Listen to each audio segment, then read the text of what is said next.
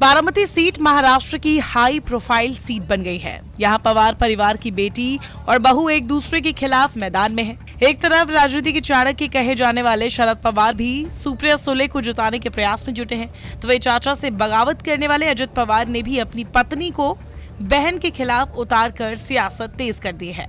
इस बीच शरद पवार का एक धांसू इंटरव्यू किया गया है, जिसमें भतीजे के बीजेपी में शामिल होने से लेकर बेटी को लेकर भी कई खुलासे किए गए हैं। साथ ही प्रधानमंत्री मोदी और बीजेपी पर भी उन्होंने जमकर हमला बोला है।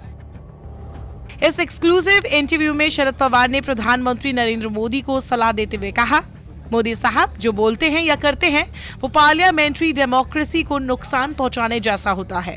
देश का संविधान हो या फिर राजनीति का तरीका, दोनों के लिए मोदी साहब का काम बिल्कुल ठीक नहीं है। उनके साथ हमारे रिश्ते में कड़वाहट बिल्कुल नहीं है, लेकिन हमारी राजनीतिक दृष्टि गांधी और नेहरू की है। हम इससे दूर कभी नहीं गए। हम पार्लियामेंट्री डेमोक्रेसी को मानते हैं। बारामती से इस बार शरद पवार और अजित पवार दोनों की साख की लड़ाई है। इस मामले पर शरद पवार ने कहा, मैंने 1967 में महाराष्ट्र विधानसभा के लिए चुनाव लड़ा था। तब से लगातार कभी विधानसभा, विधान परिषद, लोकसभा, कभी राज्यसभा में चुनकर आ रहा हूं। मेरे 70% इलेक्शन बारामती से हुए हैं। मैं वहां के लोगों का शुक्रगुजार हूं। उन्होंने मुझ पर भरोसा किया, मुझे काम करने का मौका दिया। ये पूछने पर कि बारामती में इस बार किसकी जीत होगी, शरद पवार ने कहा, ये उनका अधिकार है और मैं उनके अधिकार को मानता हूँ। सुप्रिया को लोगों ने 3 बार चुना है। संसद में अच्छा परफॉर्म करने वाले सांसदों में सुप्रिया का नाम हमेशा आता है। उन्हें कई बार संसद रत्न अवार्ड मिला है, यानी जो कुछ भी वे कर सकती है उन्होंने किया है।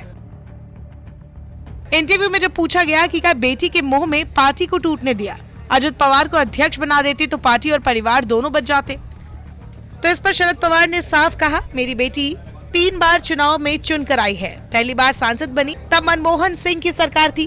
उस सरकार में 4 से 5 सीनियर मिनिस्टर थे, उसमें मैं भी था। हमारी पार्टी के लिए सरकार में कुछ सीटें थी। अगर बेटी के लिए मोह होता तो सुप्रिया सुले को मौका देता। इलेक्शन के बाद सरकार बनने की बात आई तब प्रफुल्ल पटेल हमारे सहयोगी थे। वे चुनाव हार गए थे। हारने के बावजूद हमने उन्हें मिनिस्टर बनाया, सुप्रिया को नहीं बनाया। पीए संगमा जी हमारे पुराने साथी थे। उनकी बेटी हमारी पार्टी में थी, वे चुनकर आई थी। मैंने उन्हें मिनिस्ट्री में मौका दिया, सुप्रिया को नहीं दिया। सूर्यकांत पाटिल को मौका दिया। मुझे मेरी बेटी का मोह होता तो मेरे हाथ में अधिकार होने के बावजूद क्या सुप्रिया को मौका नहीं देता? मैं दूसरों को मौका देता हूं, जो चुनाव हारा हुआ है उसे मौका देता हूं। इससे क्या साबित होता है? शरद पवार ने एक वक्त सोनिया गांधी के विदेशी मूल का मुद्दा उठाया था। वे बाद में उनकी सरकार में शामिल हो गए थे। बसंत दादा पाटिल के विधायक तोड़कर शरद पवार मुख्यमंत्री भी बने थे। इंटरव्यू में इसको लेकर भी सवाल पूछा गया कि फिर आपकी करनी और अजित की करनी में क्या फर्क है।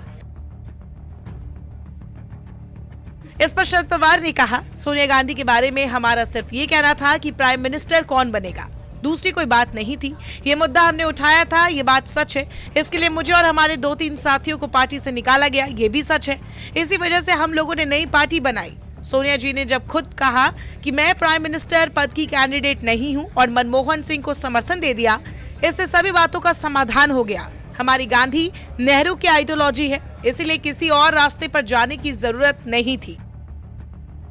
वहीं इस इंटरव्यू में शरद पवार ने आरोप लगाया कि बीजेपी के 10 साल के कार्यकाल में किसानों की आत्महत्या बढ़ी है। अक्सर कहा जाता है कि शरद पवार की सहमति से ही अजित पवार बीजेपी में गए, लेकिन शरद पवार ने इस बात का भी खंडन किया और कहा, बीजेपी के साथ जाने पर मेरी सहमति कभी नहीं थी, आगे भी नहीं रहेगी। ये सच है कि बीजेपी के साथ हमारे साथियों की कुछ बात हुई थी, उन्होंने मुझे भी बताया था। तब मैंने भी कहा था कि मैं बीजेपी के साथ नहीं जा सकता।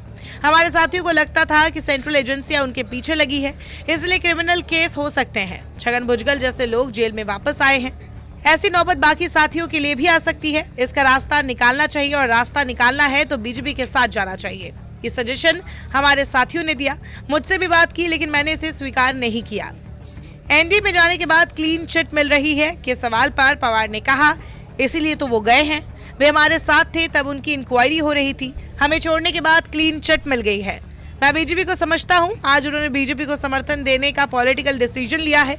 बीजेपी को जब उनकी जरूरत नहीं होगी तो वे फिर इंक्वायरी के केस में जाएंगे। इंटरव्यू के दौरान शरद पवार ने कहा कि महाराष्ट्र में महाविकास आघाड़ी में सब कुछ ठीक है।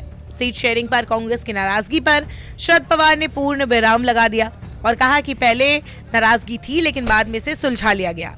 साथ ही अरविंद केजरीवाल और हेमंत सोरेन के जेल जाने पर उन्होंने कहा कि प्रधानमंत्री मोदी आज पार्लियामेंट्री डेमोक्रेसी को दूर रखकर आगे जा रही हैं। देश में डिक्टेटरशिप पैदा हो गई है। वह इस दौरान शरद पवार ने नीतीश कुमार पर भी तंज कसा और साफ कहा कि बिहार के बारे में इंफॉर्मेशन है कि जनता नीतीश कुमार को हराने के मौके का इंतजार कर रही है। नमस्कार, मैं हूं मानक गुप्ता। अगर आपको हमारा ये वीडियो पसंद आया हो तो इसे लाइक और शेयर जरूर करें और हाँ, हमें सब्सक्राइब और फॉलो करना ना भूलें ताकि आप देश और दुनिया की कोई खबर मिस ना करें। तो जुड़े रहिए हमारे साथ और देखते रहिए न्यूज़ 24।